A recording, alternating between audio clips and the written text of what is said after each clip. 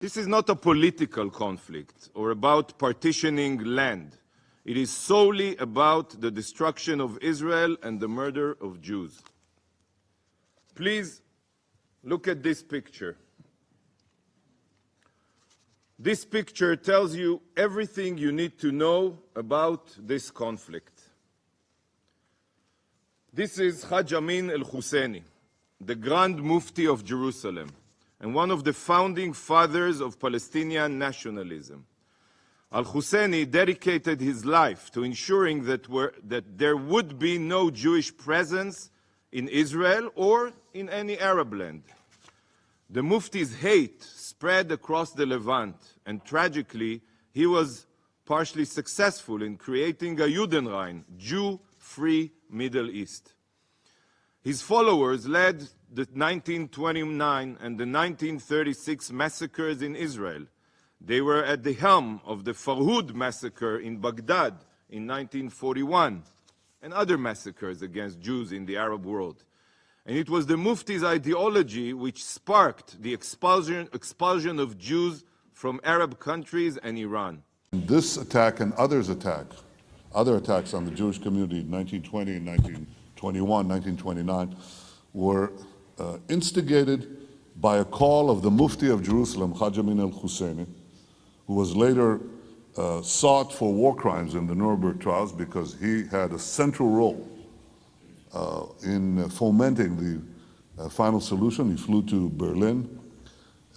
Hitler didn't want to exterminate the Jews at the time. He wanted to expel the Jews. And Haj Amin al-Husseini went to Hitler and said, if you expel them, they'll all come here. So what should I do with them? He asked. You said, burn them. Well, the man that Benjamin Netanyahu is referring to is Haj Amin al-Hussein, who you can see pictured there. He was the Grand Mufti of Jerusalem during the Holocaust.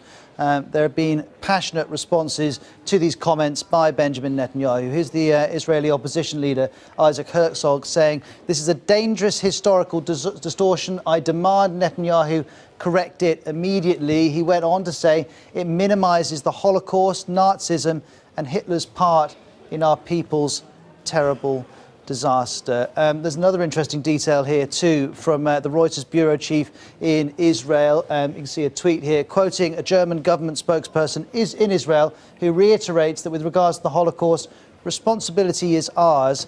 There's no need to change the view on that. The idea that he himself was instrumental, that he actually brought up the idea that it should be extermination as the means to rid Europe of the Jews, as Hitler wished to do, is one that's seen very widely as ahistorical. The meeting that happened in November 1941, already that process had started. There's never been any really serious sense that this is what the Grand Mufti was responsible for.